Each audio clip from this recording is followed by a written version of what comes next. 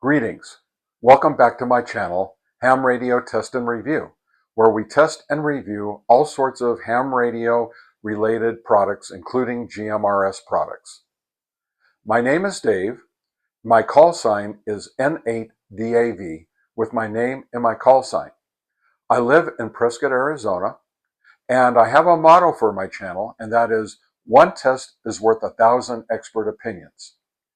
Today, we are going to be testing the last of the Stubby antenna series, and I'll get right back to you with the last of the antennas that we intend to test. The last antenna that we're testing in this Stubby antenna series is the Gabil GRA-SH45, and it is a UHF only antenna, so it's monoband, it's not dual band. So I have tried these antennas on the 2 meter band, but they don't work all that well. It is UHF only, so therefore it's designed to work for about 400 to 450 megahertz. And the tests that I will be doing today will be on 70 centimeter and on GMRS. So we can see how well it might do on GMRS as well. So sit back and relax, and I'll get to the specifications right away. As I always do, I forget to show you, the package that this comes in is very, very nondescript. It's just a Tevix bag with a label on it and a UPC symbol. So not much to it, but anyway, be right back with the specs. The antenna we're testing today is from the Gabil antenna, and sometimes also called the Gabil radio company. The model number of this antenna is GRA-SH45. It is a monoband antenna, good for supposedly 400 to 470 megahertz. However, all the advertisement just says UHF only, doesn't mention anything about GMRS, but we will be testing it with the GMRS channels today. The antenna is 1 3/4 inches long, made out of hard plastic with an SMA female connector. The company specifies that it has an impedance of 50 ohms, and it also does not specify what the SWR is on this antenna. So we'll have to find that out when we do our testing today. It also does not specify what the maximum wattage allowed to be put into this antenna. It also does not specify any gain on this antenna whatsoever, which should be the way it is for these little tiny stubby antennas. We're more like coils and transformers that are going to absorb energy, not actually provide any type of gain. Also, of course, they don't specify the particular wave, like a quarter wave, half wave, or whatever, and it also doesn't say anything about being resonant on any particular frequency. The last thing I can tell you, if I just get my papers out here, is that I paid $7.99 for 2 of these antennas.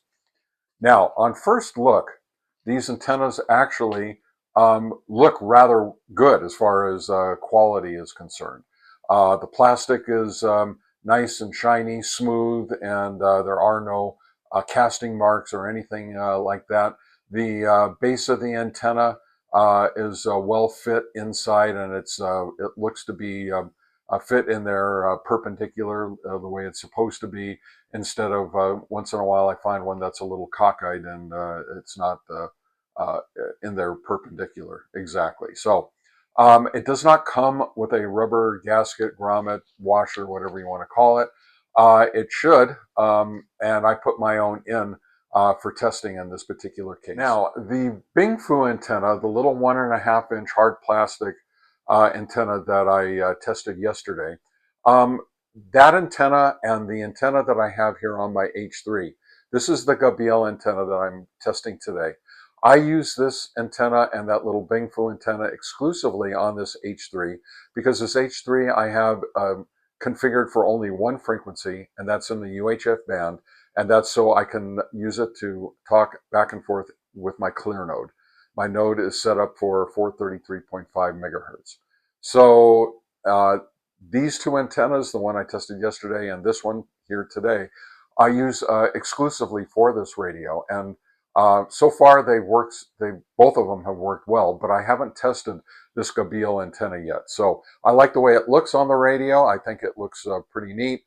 It's an inch and 3/4 long, with the little Bingfu's about an inch and a half. I like the really short antennas because I only have to use this radio around my property. I've dropped the power down to around a half a watt or below with this radio and antenna, so it doesn't use up any battery life like if I would if I had it set for 4 or 5 watts. And it lasts for a good long time. And this antenna has worked really well no matter where I am on my property. So I will come back when you see this again. We'll be starting the testing of the Gabil GRA-SH45 stubby antenna, UHF monoband only. All right, here we are testing the Gabil GRA-SH45 monoband UHF only stubby antenna. We are going to test this first on the 70 centimeter band.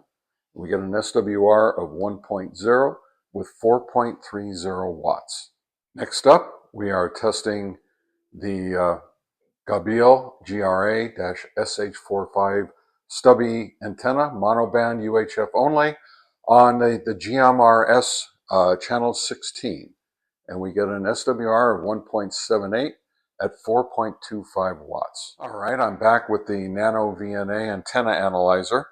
As I always do, I always try to verify the power SWR meter testing and results using the Nano VNA. Now that we already know, Nano VNA always comes up with different results, usually a little bit higher, usually within about a half a point or so of the readings that we get on the power SWR meter. I do trust the Nano VNA readings a little bit more, and so here we go with our turning on the Nano VNA. Now it's going to default to the 2 meter band, so don't get excited when you see a high SWR here. And I need to bring up my calibrated GMRS band here. All right, so we have an interesting curve here. Now I tested the SWR on the power meter at 146 megahertz. So at 446.100, we have an SWR of 1.431. At the center of the band, we have an SWR of 1.390. Next and last, but not least, I'm going to bring up the calibration for the GMRS band.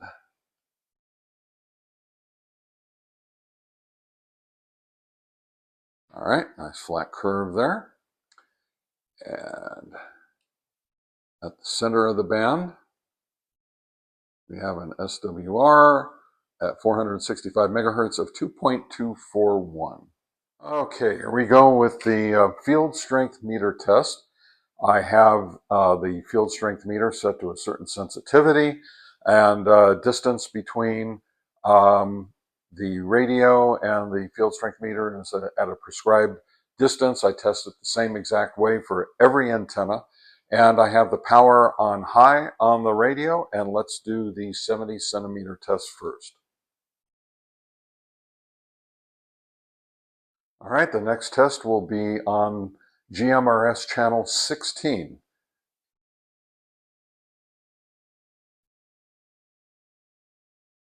All right, I'm back at my favorite park. This park is my go-to for testing the stubby antennas.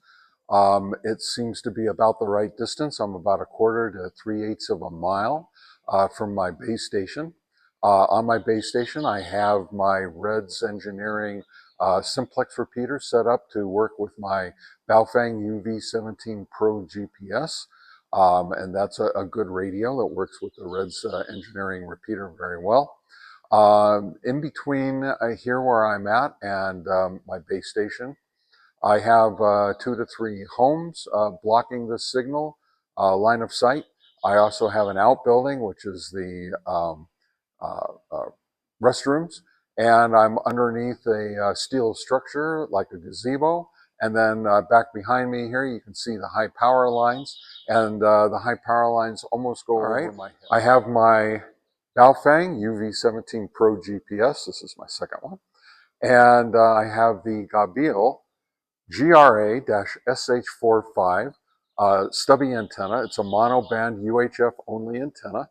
And now I'm going to try to transmit into my repeater, and we'll see how clear or how staticky we might get the signal. This is N8DAV. I am testing the Gabil Antenna Company GRA-SH45 stubby antenna. It's a monoband antenna, UHF only. This is only a test. Testing 1, 2, 3. This is N8DAV. I am testing the Gabil Antenna Company GRA-SH45 stubby antenna. It's a monoband antenna, UHF only. This is only a test. Testing 1, 2, 3.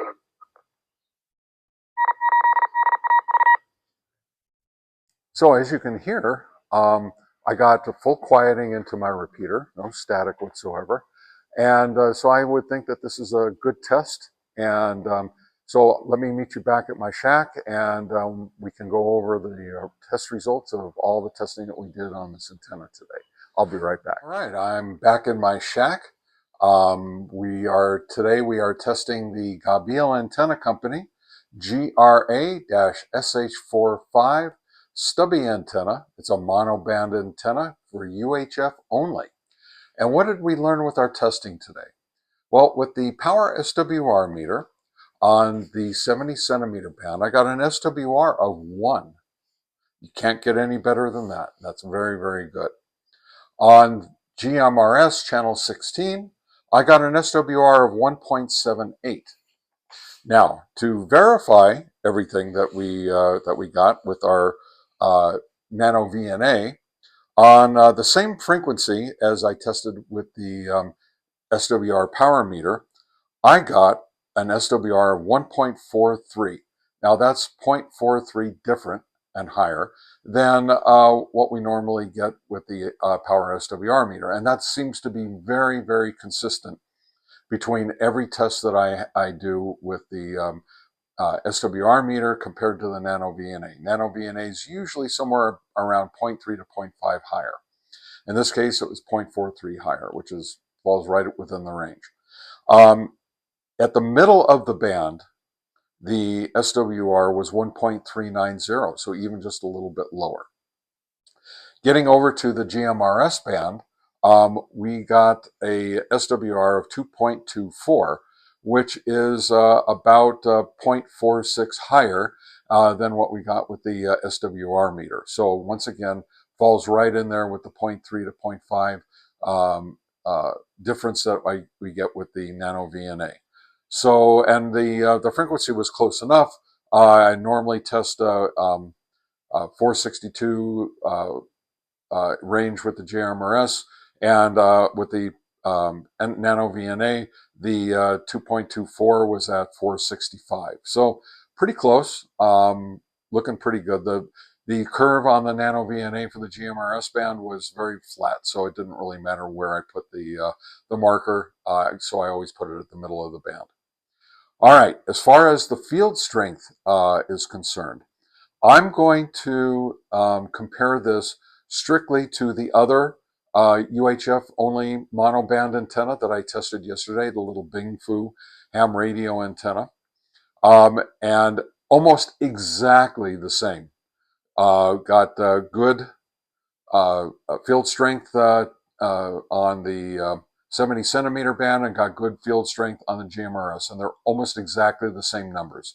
So that turns out that these two antennas are actually fairly close to each other, and I think that you know, we should be able to consider either one of these two antennas for working in only the UHF or on the GMRS band, since the testing came out pretty good. On top of that, the real world modulation test that I ran to see how much static or no static getting into my repeater.